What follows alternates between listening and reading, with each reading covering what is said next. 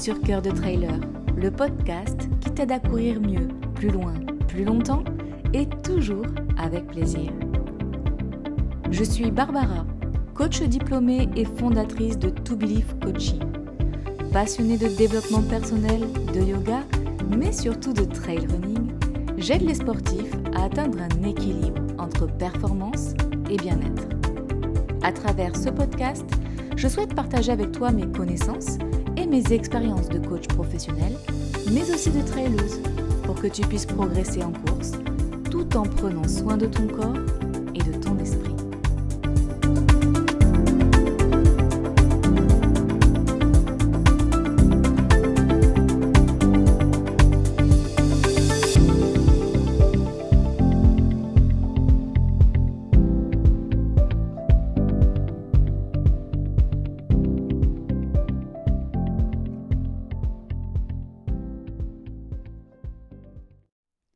L'hiver, avec son froid mordant, ses journées trop courtes, et ce moment où tu te demandes si enfiler tes baskets ne serait pas plus héroïque que de gravir l'Everest. Oui, l'hiver, c'est souvent une période où l'on a envie de se blottir sous un plaid plutôt que d'affronter le froid dehors. Mais, avec quelques ajustements bien pensés, tu peux non seulement continuer à t'entraîner efficacement, mais aussi transformer cette saison en un véritable atout pour ta progression. Dans cet épisode, on va parler d'équipement, de techniques d'adaptation et des effets du froid sur le corps, avec évidemment des conseils concrets, simples, pour rester performant, tout en prenant soin de toi. Et bien sûr, je te proposerai comme chaque semaine un challenge pour tester ta résistance. Tu verras, c'est fun et surprenant. Alors prépare-toi. Cet hiver, on ne laisse rien au hasard. Quand il s'agit de s'entraîner en hiver, ton équipement, ça va vraiment être la première ligne de défense contre le froid. Et pas forcément pour ce que tu crois. On va en parler, je vais t'expliquer que ton corps, il se thermorégule.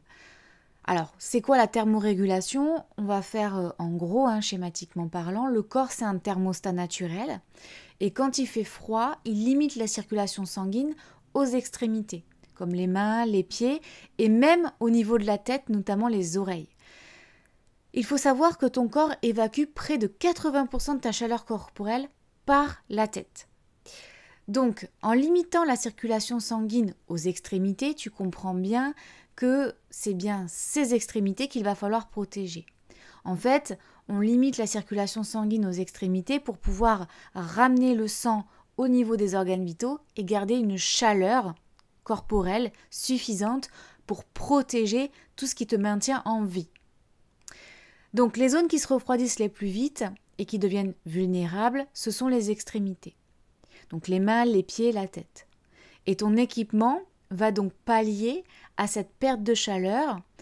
En revanche, il ne faudra pas oublier ton pire ennemi pendant l'hiver, qui est la transpiration. Donc, ton équipement devra aussi éviter que l'humidité reste en dessous ton équipement et te refroidisse encore plus.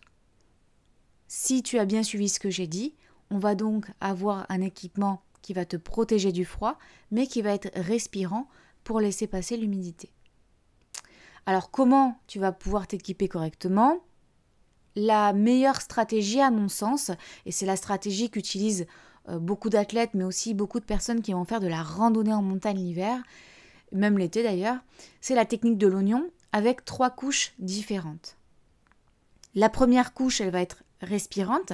Tu sais, c'est celle qui te colle à la peau et qui va donc évacuer la transpiration et si possible sécher rapidement. Donc, forcément, on oublie le coton qui garde l'humidité et on va privilégier des matières comme le synthétique ou la laine de mérinos. La deuxième couche, elle va être un petit peu plus isolante. On va opter plutôt pour une polaire légère ou une doudoune très fine pour retenir la chaleur. Maintenant, il y a des matières synthétiques qui le font très bien. On n'est pas obligé d'aller plumer des oies et des canards pour avoir de la plume et une bonne doudoune. Donc, essayez d'opter pour de l'éco-responsable et aussi pour de la protection animale. La troisième couche, elle va être un petit peu plus protectrice. Donc on va en fait éviter que les éléments extérieurs ne pénètrent à l'intérieur. Et là, c'est surtout un coupe-vent, un imperméable pour te protéger des éléments comme la pluie ou la neige ou le vent, comme son nom l'indique. Donc, je répète, une couche respirante près du corps, une couche isolante qui va être intermédiaire et une couche protectrice qui va empêcher les éléments extérieurs de rentrer. Et donc, on n'oublie pas forcément les extrémités, les gants, les chaussettes épaisses, le bonnet léger ou le bœuf et ce qui se met autour des oreilles. Ça paraît peut-être évident, mais je peux te dire que oublier ces gants, comme ça m'est arrivé quelquefois, ça gâche vraiment une sortie en très peu de temps et voire ça peut être dangereux puisque les doigts qui sont gelés vraiment sur un niveau élevé, tu peux les perdre. D'accord, il peut y avoir des engelures et tu peux devoir couper les doigts si tu as eu trop froid sur une sortie. Moi, ça m'est arrivé, enfin pas les engelures, mais avoir très froid, ça m'est arrivé notamment sur la Romefontaine 2023, le trail blanc hivernal, où il faisait moins 25 degrés, il y avait de la neige, il y avait du vent, et ils ont d'ailleurs limité le parcours sur la partie nord, puisque c'était trop dangereux. Donc il y avait des rafales de vent à 100 km/h, on avait un ressenti corporel à moins 22, et en fait les ravitaillements étaient à l'extérieur, il n'y avait pas de bâtisse pour protéger les bénévoles et protéger la nourriture et les boissons. Et en fait, au lieu de boire liquide, on buvait comme du granité, c'était des glaçons de Coca-Cola, c'était des barres qui étaient congelées. Et en fait, moi j'avais des gants moufles, et quand j'enlevais la moufle de mon gant, j'avais les doigts qui se gelaient quasiment instantanément et j'étais obligée de remettre mes gants systématiquement. Et dès que je voulais manger quelque chose, j'enlevais le bœuf au-dessus de mes lèvres et j'avais les lèvres qui devenaient toutes bleues, le nez tout rouge et je me refroidissais très très très vite. Donc vraiment, c'est hyper important quand on fait des sorties hivernales de faire attention à la température extérieure, mais surtout de faire attention à son équipement et de ne pas trop transpirer, puisque si malheureusement tu transpires et que tu prends froid, le froid ne va pas s'évacuer une fois que tu l'as sur toi. D'ailleurs, pour revenir un petit peu sur cet épisode à la Romefontaine en 2023, si j'ai une petite astuce à te conseiller, c'est de mettre ton camelback ou tes flasques à l'intérieur de ta doudoune, près de ton corps. En fait, vu que, comme je te l'ai expliqué tout à l'heure, le corps va réguler ta température, tu vas avoir vraiment un effet de chaleur au niveau de donc tes organes vitaux, au niveau de ton ventre, au niveau de tes poumons. Et si tu mets tes flasques à ce niveau-là ou dans ton dos, elles vont en fait être réchauffées par ta température corporelle. Et quand tu fais un trail blanc ou un trail hivernal où il fait très froid dehors, si tu les as à l'intérieur, ça évitera que ça gèle. D'ailleurs, le tuyau de ton camelback, il faut aussi qu'il soit à l'intérieur de ton équipement, parce que si tu as ta flasque ou ton camelback à l'intérieur donc de ta doudoune et qu'à l'extérieur tu as ton tuyau qui passe pour aller dans ta bouche, et bien en fait ton tuyau va geler. Donc ton eau sera à température ambiante, enfin température corporelle, et ton tuyau sera gelé, donc tu ne pourras pas boire. Et c'est vraiment très embêtant de ne pas pouvoir compter sur son équipement quand on est en compétition, quand on est en course et que on est surtout dans des conditions climatiques assez dangereuses. Donc ce petit conseil-là, on met l'équipement à l'intérieur de la doudoune pour être réchauffé par la température corporelle, y compris le petit tuyau qui va jusqu'à la bouche. Donc en fait, le froid, ça demande un vrai ajustement de ton équipement en hiver, mais ça demande aussi un ajustement sur ta façon de t'entraîner. On va aborder le chapitre 2 de cet épisode 7 de Cœur de Trailer. Ce sont les techniques d'adaptation pour un entraînement efficace. Alors pourquoi je fais tout un chapitre sur l'adaptation de l'entraînement en hiver? Je vais parler de deux choses dans ce chapitre. La première, l'échauffement, et la deuxième, ça va être les pauses, notamment sur ton entraînement fractionné, mais aussi sur les pauses que tu peux avoir quand tu vas faire des sorties longues ou que tu vas faire des compétitions par un météo, on va dire, hivernal ou par un temps qui ne serait pas optimal dans les conditions climatiques. L'échauffement, l'échauffement, on en parle. Combien d'entre nous, d'entre vous, négligent l'échauffement? Et je ne vous parle pas juste de faire quelques petits déroulés de pieds ou quelques petits enroulages d'épaules vers l'arrière, quelques hochements de tête en vous disant c'est bon, je m'échaufferai sur les 3 premiers kilomètres de la course ou je m'échaufferai pendant mon footing avant ma séance de fractionné. Non. Là, en hiver, il va falloir vraiment miser sur l'échauffement. Déjà, je pense que c'est quelque chose qui est indispensable toute l'année, parce que l'échauffement, ça vous permet d'être à 100% de vos capacités dès le début de l'entraînement ou dès le début de la course, à 100% de vos capacités à la fois au niveau de l'état d'esprit, c'est-à-dire que si vous êtes échauffé, vous êtes dans un bon état d'esprit, vous êtes à 100% de vos capacités mentales et de votre lucidité, et si vous êtes échauffé, vous êtes aussi à 100% de vos capacités physiques, et donc vous pourrez envoyer dès le début du coup de sifflet, que ce soit pour un entraînement VMA, un entraînement fartlek, au seuil ou une compétition et une course. D'ailleurs, je suis passée sur Radio Montel parce qu'un de mes clients était en train de s'échauffer avant un ultra trail. Et oui, j'ai fait échauffer pendant 10 minutes un de mes clients avant un ultra trail de 170 km parce que il faisait froid, c'était le matin, on venait de se réveiller. On sait très bien qu'au coup de sifflet, tout le monde part à balle, tout le monde part à fond, alors que c'est un ultra.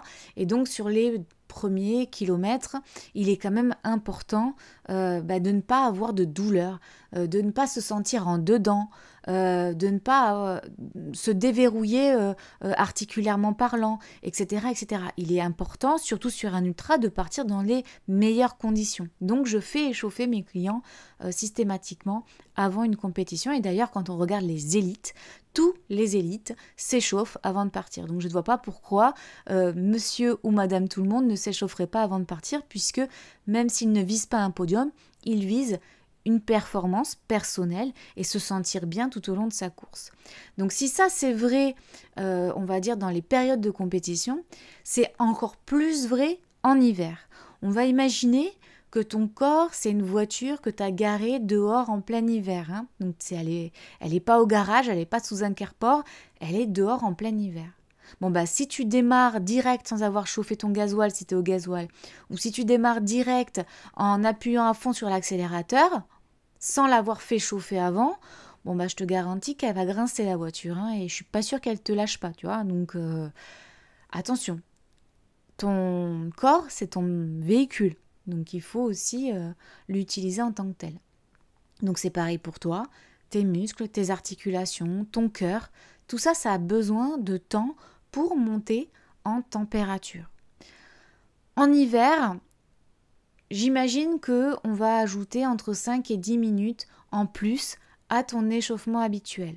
Donc moi, ce que je recommande, c'est soit un peu de marche rapide, soit quelques exercices dynamiques comme des gammes athlétiques, des étirements balistiques, parce que normalement, ce sont quand même des exercices que tu es censé faire à chaque séance, n'est-ce pas? Mais que tu ne fais jamais. Là, au moins, c'est le moment d'en profiter. Vas-y, mise sur ça. Les gammes athlétiques, tu peux en trouver des dizaines sur les réseaux sociaux, sur YouTube. S'il y a bien un moment où l'échauffement est indispensable, c'est en hiver. Alors, une fois que tu auras intégré cette routine-là d'échauffement en hiver, tu pourras continuer même quand la météo s'adoucira. Donc ça, c'était pour la partie échauffement. Tu as bien compris que c'était très important pour moi, donc j'espère que ça le sera aussi pour toi. Ensuite, on va faire attention aux pauses. Quand tu t'arrêtes, ton corps il se refroidit très très vite. Donc tu vas avoir des séances en hiver de fractionner.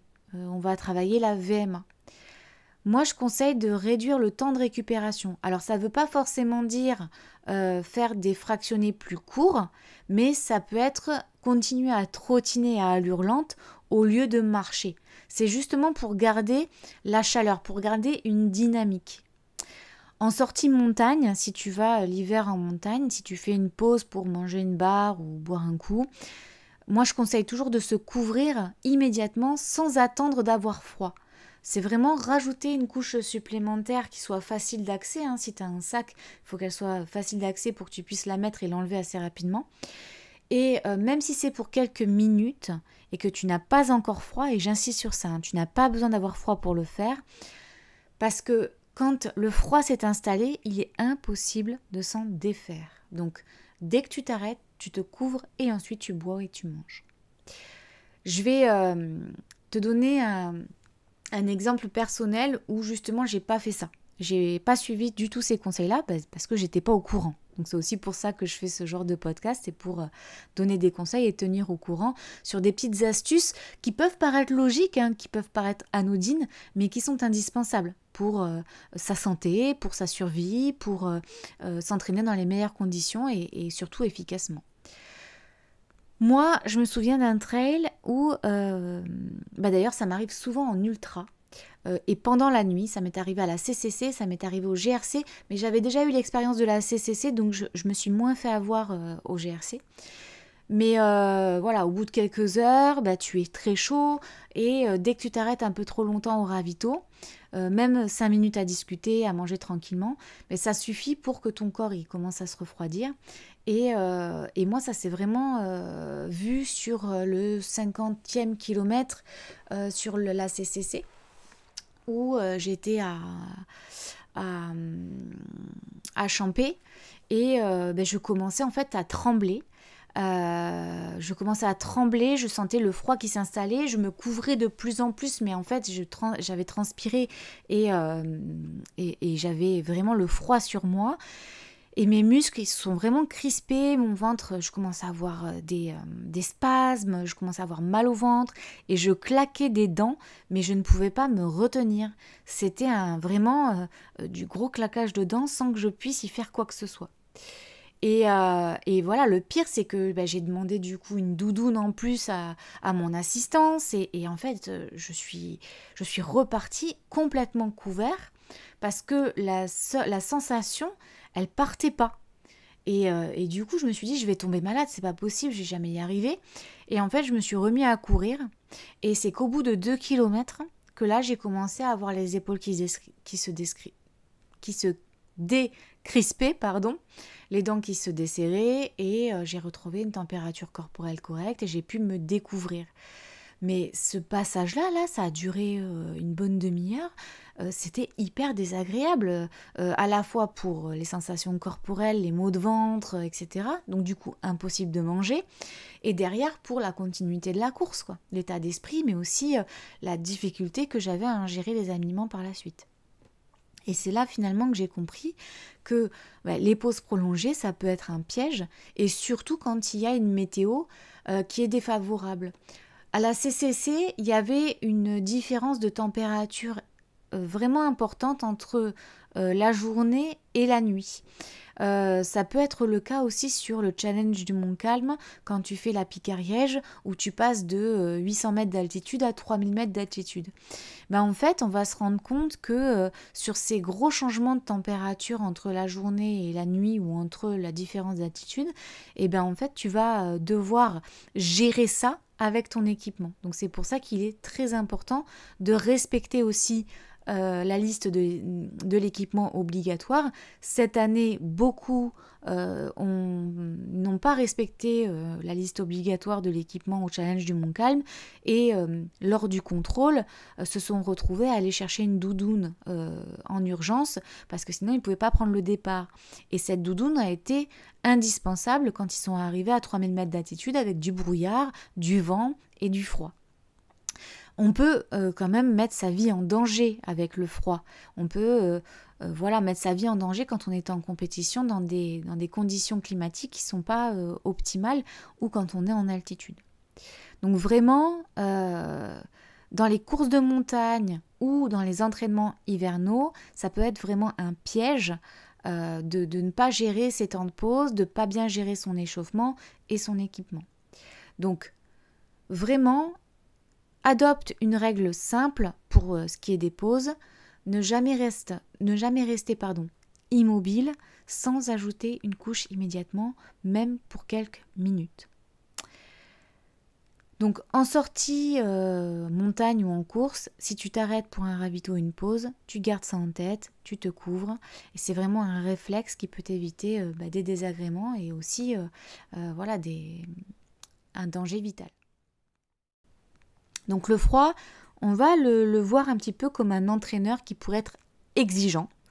Donc un entraîneur exigeant, ça peut être un allié, mais si c'est poussé à l'extrême, du coup ça peut être aussi un entraîneur qui te met en difficulté.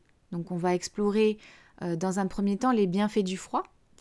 Et dans les bienfaits du froid, je vais en aborder 3 par le biais du système cardiovasculaire, par un effet anti-inflammatoire, mais aussi par un effet sur la préparation mentale. Donc le froid, ça peut être vraiment un boost du système cardiovasculaire. En fait, quand il fait froid, on l'a vu dans le chapitre 1, ton corps il doit travailler plus dur pour maintenir une température interne stable, surtout sur les organes vitaux. Donc ça stimule ton système cardiovasculaire, ton cœur il pompe plus efficacement le sang et la circulation est améliorée. Le résultat, c'est qu'en fait tes capacités cardio s'entraînent indirectement même quand tu fais des efforts modérés. Donc il y a un réel boost sur tes entraînements au niveau cardiovasculaire quand tu t'entraînes dans le froid.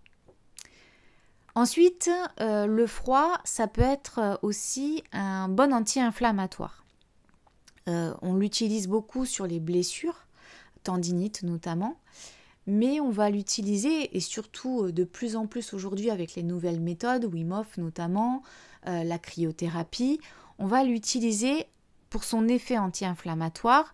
Ce sont des techniques qui sont très populaires parce que ça réduit les inflammations musculaires après un effort intense. Et donc ça permet une récupération plus rapide et des muscles prêts à repartir plus tôt.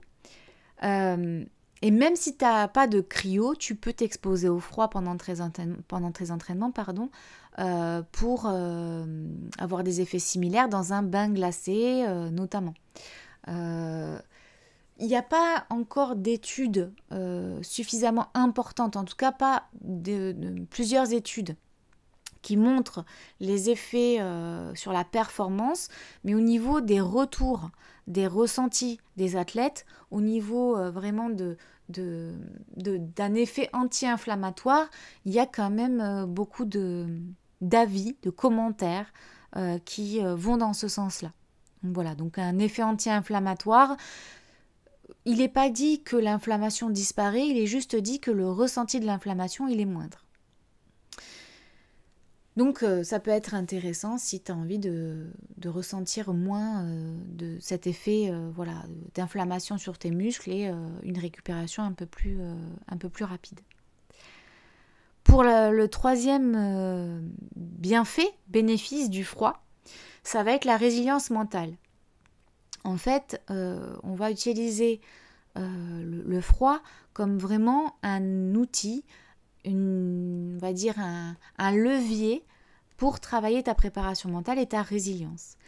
Donc, c'est pas physique, c'est vraiment à chaque sortie hivernale où tu te motives malgré la météo, ça te rend plus fort mentalement. À chaque fois que tu vas opter pour une situation qui va te mettre dans l'inconfort et que tu vas surmonter cet inconfort, ça va augmenter ta capacité, tu vas développer des compétences.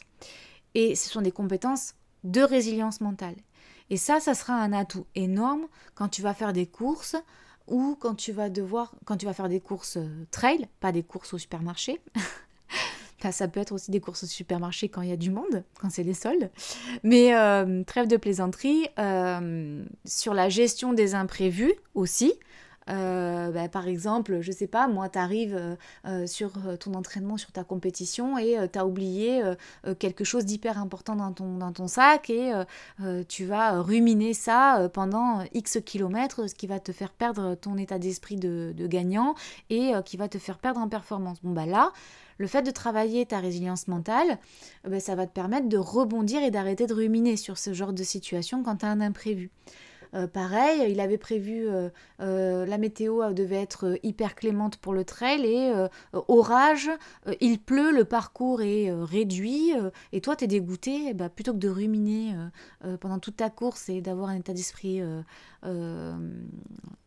hyper désagréable, enfin en tout cas délétère pour la compétition, le fait d'avoir travaillé ta résilience mentale pendant l'hiver, ça va te faire rebondir et tu vas voir plutôt une opportunité que des difficultés ou des obstacles.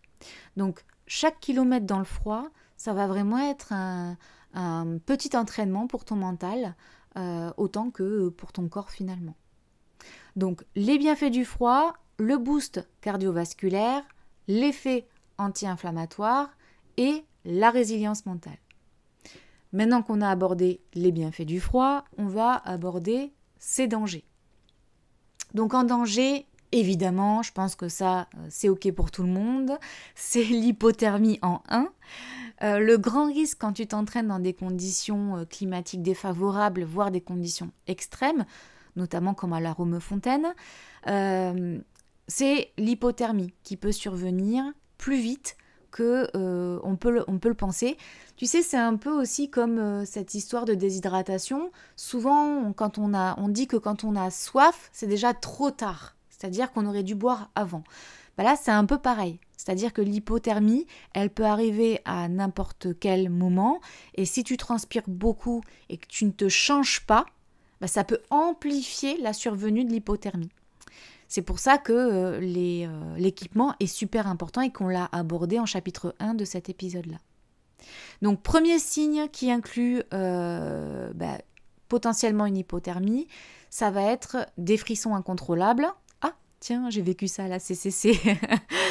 De la confusion mentale et une perte de coordination. Donc, si tu as des frissons, que tu n'arrives pas à les contrôler, que tu es un peu confus, que tu as un état d'esprit en berne, que tu as une perte de coordination, c'est-à-dire que tu essaies d'attraper quelque chose avec une main et avec une autre main, ou qu'au niveau des bâtons, ça va pas. Si tu ressens tout ça, arrête-toi, mets-toi à l'abri, réchauffe-toi, prends le temps de te reposer, mais surtout, réchauffe-toi immédiatement. Il faut impérativement que tu enlèves tous ces signes-là parce que c'est signe d'une proche hypothermie et l'hypothermie, c'est dangereux, tu peux en mourir. Voilà, c'était la petite parenthèse hyper positive du podcast. Non, sérieusement, l'hypothermie, il faut y faire attention, donc protège-toi. Le deuxième danger du froid, ça va être la rigidité musculaire. En fait, le froid, ça diminue l'élasticité de tes muscles et tes tendons. Et du coup, ça rend plus susceptible aux blessures.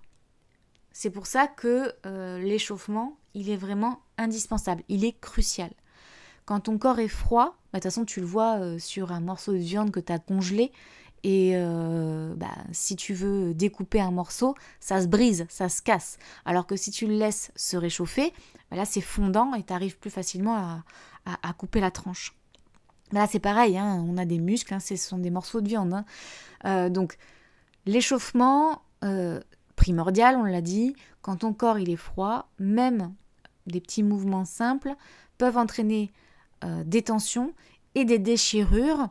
Donc, ce que tu peux faire aussi, c'est utiliser, on va dire, des mouvements dynamiques pour te réchauffer, mais des mouvements dynamiques fluides, souples. Tu peux aussi utiliser la respiration. En yoga, on va utiliser une technique de respiration qui s'appelle la technique Ujjayi, où là, on va utiliser uniquement le nez pour inspirer et expirer et faire un léger son avec la gorge, comme si on était en train de faire de la buée sur une vitre. Et tu sais, quand tu fais de la buée sur une vitre, tu vois qu'il y a de la chaleur qui sort en fait de ta bouche pour faire la buée. là en fait on va maintenir la bouche fermée et on va donc se réchauffer de l'intérieur. Donc si tu ne connais pas cette technique et que tu n'arrives pas à la pratiquer à la maison tout seul, tu peux, pendant un cours de yoga, avec moi ou avec une autre prof de yoga, ou un prof de yoga, tu peux lui demander de t'accompagner sur cette technique Ujjayi de respiration. Et tu verras que si tu te concentres à la fois sur la technique Ujjayi et sur les membres que tu veux réchauffer, tu peux, et ça fonctionne, hein, puisque j'ai eu des retours clients et moi-même je l'expérimente en hiver, tu peux aussi réchauffer certaines zones de ton corps avec ta volonté.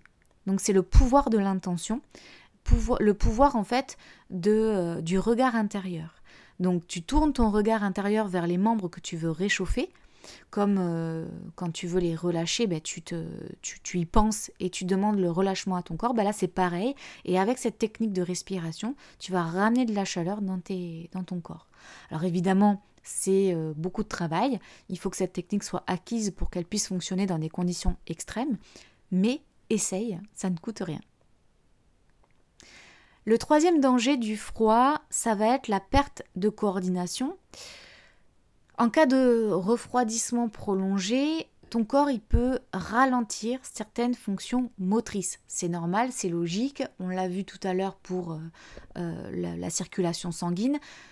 Vu que c'est ton sang qui va donner de l'énergie à tes muscles, et puisque ton sang il est redirigé vers les organes vitaux pour justement éviter que tu te mettes en danger vital, il y a certaines zones de ton corps qui vont être moins irriguées et ton cerveau va aussi ralentir certaines fonctions motrices puisque de toute façon, il n'y aura plus d'informations, en tout cas très peu d'informations qui arrivera à ces zones-là. Et donc tes réflexes, ta stabilité peut être affectée par ce ralentissement moteur. Donc, augmentation du risque de chute, de blessure, etc. Donc, c'est pas un problème quand tu es sur terrain plat, et encore que, tu peux quand même louper une pierre qui arrive, ou perdre l'équilibre sur une course sur terrain plat. Mais c'est encore plus vrai sur des terrains techniques, enneigés, où là, ça peut vraiment devenir dangereux. Donc, perte de coordination, rigidité musculaire, hypothermie, les dangers du froid sont vraiment des dangers qui peuvent entamer ton intégrité physique et mentale, même te mettre en danger vital. Donc, tout ça pour dire quoi ? Tout ça pour dire que l'hiver, on peut s'entraîner, il n'y a pas de souci, puisqu'il y a des bienfaits à s'entraîner l'hiver et il y a des techniques, à la fois des techniques d'entraînement et à la fois un équipement technique à avoir. Mais on peut aussi utiliser le froid en entraînement dans sa pratique régulière. Je t'en ai parlé tout à l'heure en évoquant notamment la méthode Wim Hof. De nombreux athlètes utilisent le froid comme un outil d'entraînement. La cryo, les bains glacés, les douches froides. Et ça, en fait, tu peux l'utiliser dans ton quotidien. Ça reste un outil. Si les pros le font, toi, tu peux le faire aussi. Mais attention, c'est pas non plus révolutionnaire. Ça va pas changer ta pratique du tout au tout. Et ça va pas faire de toi un athlète de haut niveau. Non. Ce sont des moyens qui sont accessibles pour réduire l'inflammation, renforcer le système immunitaire et améliorer ta résilience mentale. Mais attention, tu dois faire ces pratiques avec prudence et en les prenant telles qu'elles sont. On arrive bientôt à la fin de cet épisode 7 de Cœur de Trailer. J'espère que tu repars avec des clés pour affronter l'hiver sereinement et utiliser le froid pour ses bienfaits, sans te mettre en danger. Avant de te lancer dans le challenge de la semaine, j'aimerais d'abord te remercier. Te remercier d'être là et de suivre Cœur de Trailer. Donc n'hésite pas à t'abonner si ce n'est pas déjà fait. Si cet épisode t'a aidé ou inspiré, tu peux aussi le partager autour de toi. Ça fait grandir la communauté, ça fait grandir la chaîne et ça valorise mon travail. Tu peux noter le podcast sur la plateforme ou même laisser un commentaire avec ton avis ou éventuellement le prochain thème que tu souhaiterais que j'aborde sur ce podcast.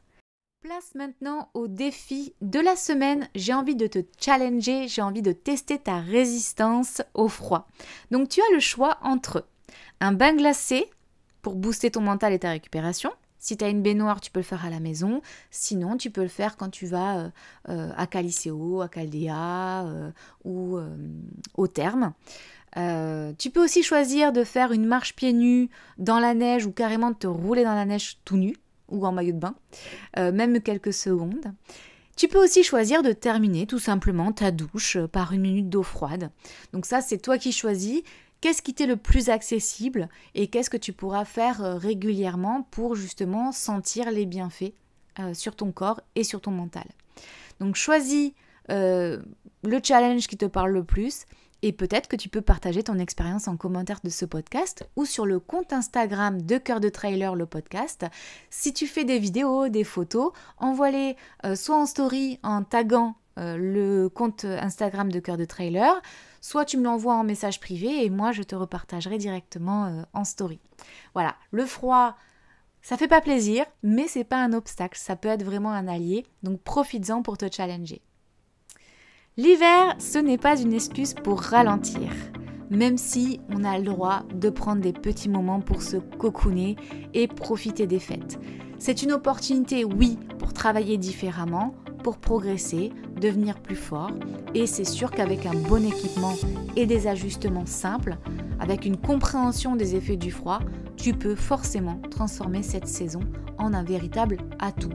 Mais ne te mets pas un martel en tête, il y a aussi des dangers, il y a aussi des risques, donc tout est une question d'équilibre et de mesure.